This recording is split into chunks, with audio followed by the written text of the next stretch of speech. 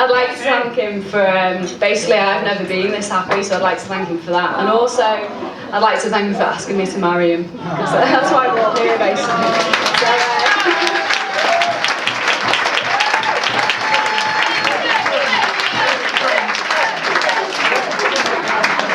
I'd just like to have a very quick little toast, and it's going to be a few, just to family and friends, really. Family and friends.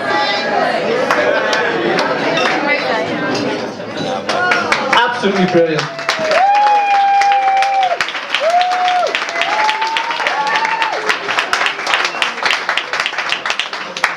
I shouldn't really say this about my daughter. She has a tendency to exaggerate a bit there. So when she said me and Maura are nearly 60, I mean, it's miles away. It's miles away. Right, James Richmond. No? I just like saying it. James. No. The guy who's going to entertain you for the next 5 minutes. Simon.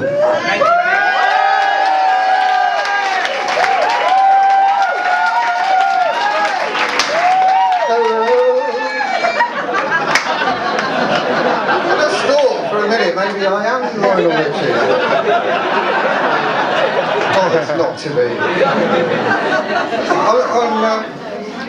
My relationship with Jay, well, you know, not relation, but you know, my involvement with Jay goes back 12 years to when we were both members of the Socialist Workers' Party. Revolutionary martyrs. So, of course, you know, I was absolutely honoured when he'd asked me to read a speech at his wedding. So, I've picked this one. It's one of Lenin's from the 1903 on the expulsion of the Bolsheviks. It does mean I'll have to put the music back now till 11:15, but I think you'll find it educational. Actually, that's James's speech. This is my one, which it's actually a prompt to remind me. I'm going to speak about James, and for some reason this reminds me of what I want to say about him, which is something to do with transparency. You see, James is one of these people where, you know, what you see is what you get, and he always says what he thinks, even when he hasn't really thought about it. And so what you always get with James is just pure, unadulterated James, right? And you know, it can be quite interesting. I'll tell you one little story from. He somehow acquired a car which had a baby seat in it, and for a period of what seemed like about a year, he kept the baby seat in the car, which you know, I found you know, quite disturbing, especially when he was trying to cram 6 people into it, and they had to try and fold themselves around the baby seat. So, like, eventually, you know, we just got really kind of frustrated with him and said, look, why don't you take the baby seat out of the car? And he goes, oh, you don't understand. I'm like, I'm really busy. And he's like, yeah, I know, but like, it's very, very uncomfortable. But he's saying, no, you see, I don't have the time to do it, you see, because I have to take it to Quick Fit. And Quick Fit? What are you on about? He goes, well, you see, it has to go to Quick Fit because they've got a special tool that goes down the back of the baby seat, and they can do whatever they do, and it takes the baby seat out. And it's absolutely true. It's absolutely true. You know, we're completely gobsmacked. It was like, James, look, before you spend 50 quid like, having a baby seat taken out in Quick Fit, I suggest you just have a look and see if you can do it. And he was like, oh, I did have a bit of a look. It looks far too complicated. And then, eventually, you know, he puts on some overalls, rolls his sleeves up, gets his toolkit out, and realises he just has to undo the straps. And after a year Now, a lot of people would, try and hide their ignorance in some way. They try and they know that they don't quite know what they should know, and will try and disguise that a bit. James doesn't do that. You always get the whole thing. I'll give you another story. This one's a little embarrassing, really. We were. It was one Christmas. I was buying some second-hand speakers from somebody who I'd met, who lived down a place called Mushroom Lane in Sheffield, which is like a notoriously dodgy area. And it was a really dark night in winter, and we're sitting there. I could tell James was feeling a little edgy, and it absolutely started lagging it down with rain, absolutely torrential. And out of the blue, up comes this woman and taps on the window. And James says, "Don't open it." I was like, well, why not? It's a prostitute. And I was like, but the thing was, she didn't go away, she just kept staying there knocking on the window. So I said, well, look, she's a bit persistent, Jay, I'm going to have to open the window. So of course, we opened the window. She said, "Hello, are you Simon? I'm Steve's wife." What a howler! So I couldn't believe it. Later on in the pub, I was telling everybody this story, and I met Tony, who's a good friend of James, right back from school. He said, to be honest, I'm not surprised at all. When we were young, we went interrailing. We were only about 18, and we went interrailing, and we're on the train, and this guy, a Geordie guy, comes up and starts talking to us. We're having a bit of a conversation, and all of a sudden James stops and says, "No, we English."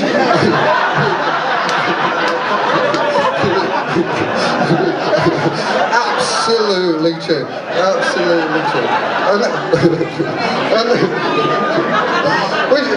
Which makes me think, if he'd have met Jenny, say, 10 years earlier, he wouldn't have known what she was saying,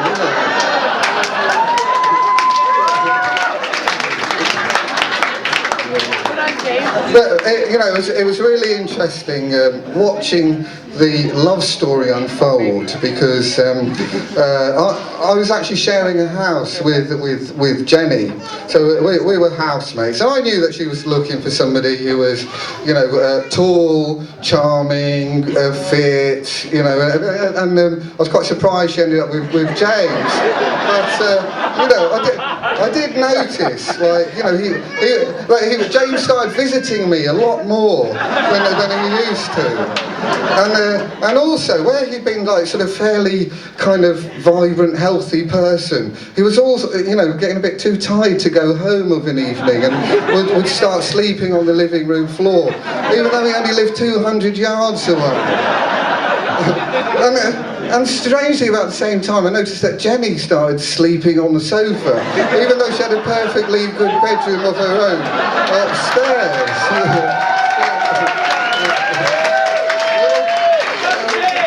Quite sweet, because I don't think they even knew what was happening, because if you came down at different points in the night, you just see them getting closer together, and even though they were asleep, their hands were reaching across to each other.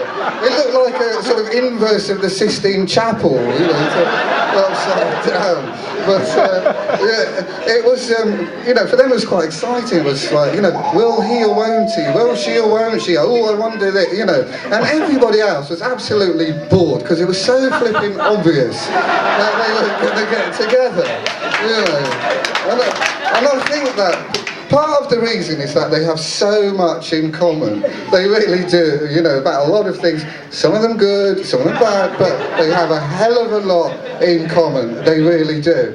But I think in a way, what really gels it and makes it a proper fit is what's different about them. And it's like, you know, sometimes, you know, James is, you know, he's a poet, he's a fantastic poet, but, you know, perhaps like all the poets, you know, a bit arty-farty, you know, got their head up in the clouds, you know. Whereas I see Jenny is somebody who's much more living on, you know, on this planet with us, you know.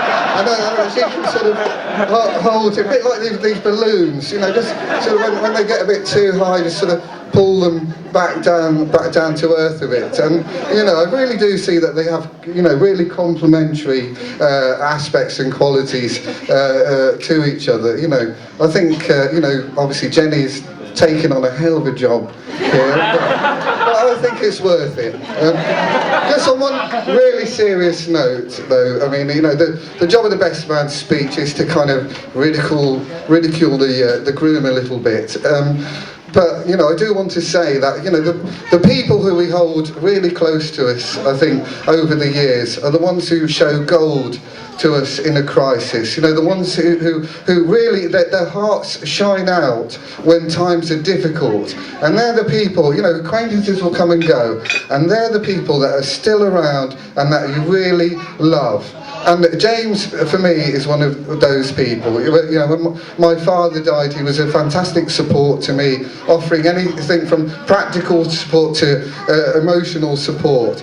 And, you know, one thing I do know about James over the years is that he has absolutely unwavering loyalty to the people that he loves. And, you know, that is something, you know,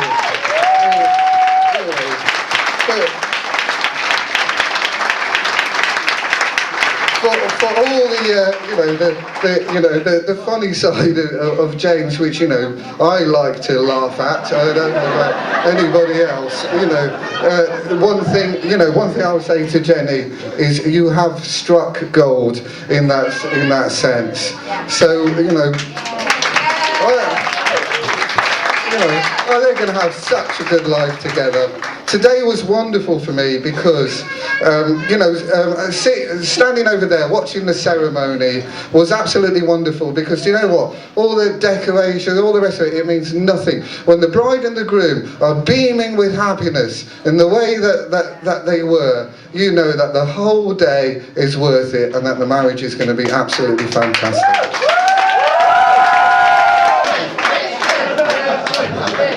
That was my favourite part of the day, having to be called James Richmond Oliver, not just once, but in every sentence, in front of everyone that I know. Fantastic. Thank you, Simon. I'm sure that could have been a lot worse, and the fact that I'm doing his best man speech in 4 weeks might have been a factor that saved my bacon, to be quite honest. I do want to say, I know everyone said it, but I want to say thank you all for coming. It has been a bit of an ordeal for some of you. Special respect to my cousin Nick and Douglas, who spent the last 12 hours, as far as I can gather, in a car full of water up to here, pushing it half the way.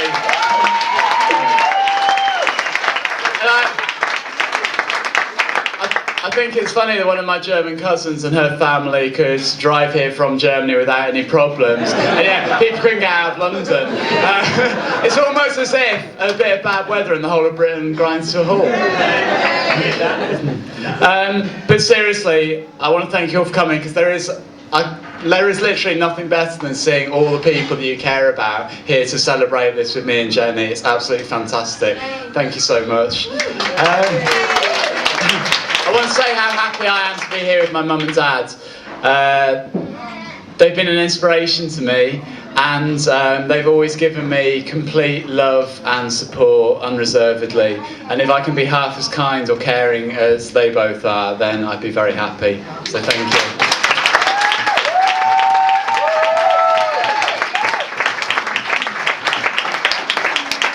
And as Jenny said, they've been... I'll take that as a sign of things to come. Sabotage. A little bit nervous.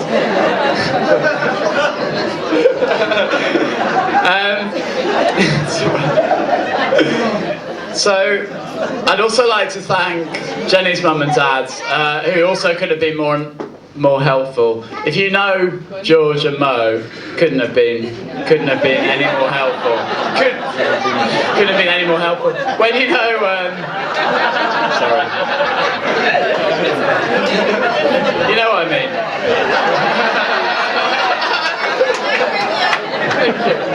I don't have to say it, right? If you know George and Mo, then you can probably see where Jenny got some of her qualities from. The infectious wild enthusiasm, anyone recognise that? And the passion for taking an interest in other people, which is genuine and warm and is complete love and care for other people, just unsurpassed. They're great people, and it's an absolute honour to be welcomed into their family and their wider family and friends, so thank you.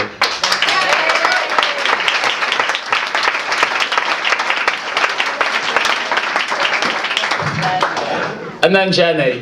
Hey.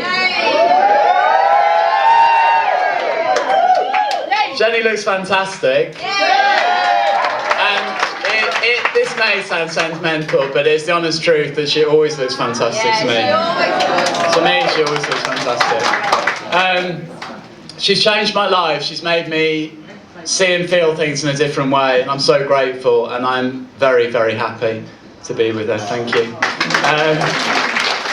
And on our first date together, we decided to go away together. Jenny was organising it, I think, by the time we'd ordered the starter.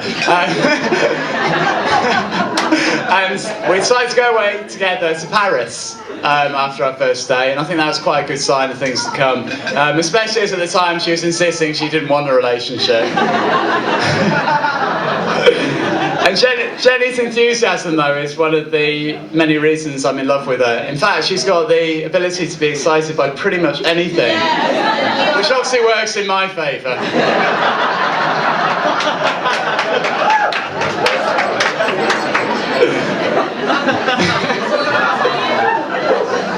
And although some of the things about this weekend, for example, this speech, have made me nervous, the thing that I'm not nervous about is getting married. I'm just really excited to be with someone as wonderful as Jenny.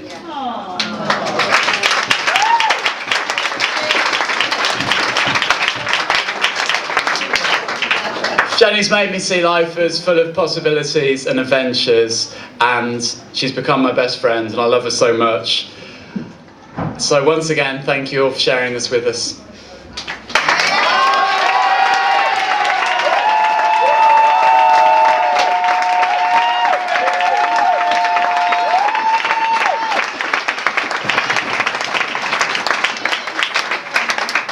So, ladies and gentlemen, that's 4 speeches out of the 5, and I'm the 5th one, right? And as father of the bride, I'm actually going to be sort of semi-emotional. I was totally emotional before when they were declared man and wife, and I have to say it reduced me to tears. And the last time that happened, Seamus brought around, and he was a friend of mine. Please forgive me. I'm going to be very serious about certain issues and less serious about other issues. I'll tell you which are the serious issues, okay? The first one is, it's a wonderful, joyous occasion. It really is a wonderful, joyous occasion. For 2 wonderful people, for so many nice people to be in the same room at the same time. But I have to say, there's some people who made a major effort. Like, I have to say, Anne and Ben have come all the way from Toronto in Canada.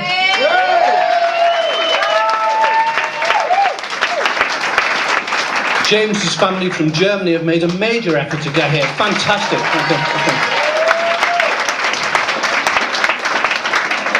Where's Deirdre? Deirdre, okay? Jeepers, where have you been last week, Deirdre? Well, I started off in Dublin, then I went to Poland, and you're picking me up from a flight from Berlin. Jeepers, fantastic. Fantastic. Yeah. So that's it, like, absolutely fantastic. But this is a serious bit, okay? Don't cry, whatever you do, okay? I have to say, I'm a very, very, very proud father today to give in marriage such a beautiful woman as Jenny to James. I have to say, I'm so proud, it makes me really want to do it. So, Thank you very much indeed.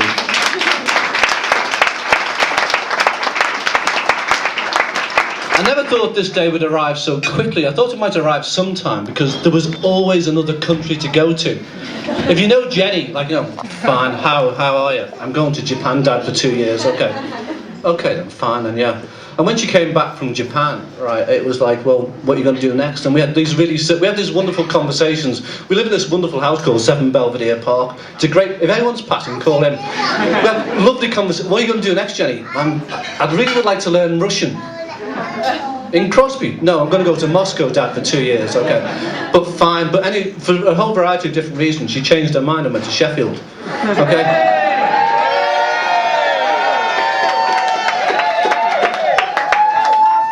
And I have to say to all you people from Sheffield, you're missing a trick here. Every time I send a daughter there, they end up with a partner. Right. Jenny gets a husband I didn't expect. Hannah meets Stephen, who's a lovely, lovely man. It's incredible. So, I mean, we're sending Nicky Austin over soon.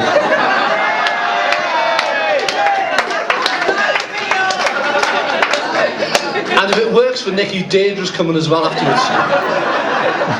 Okay. Right, one criterion, and for all you intelligent people, you know, I didn't say criteria, just one criterion. Okay? Right.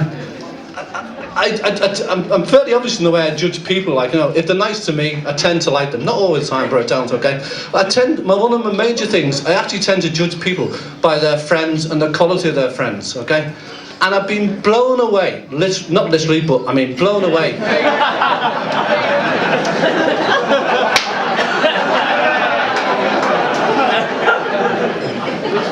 Doug, I'll speak to you later about this, okay? Okay. I've been amazed by the quality and range of the friends that Jennifer and James both have. I have to say, you're an absolutely beautiful bunch of people. So I'm going to say that, okay? So it's fine, okay? Anyway, move on very quickly, okay? Sorry.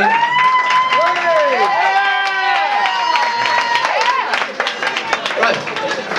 This is the father talking. 2 or 3 random moments in the life of Jennifer, starting with her birth, okay? This is the day she was born. It was the 4th of the 4th,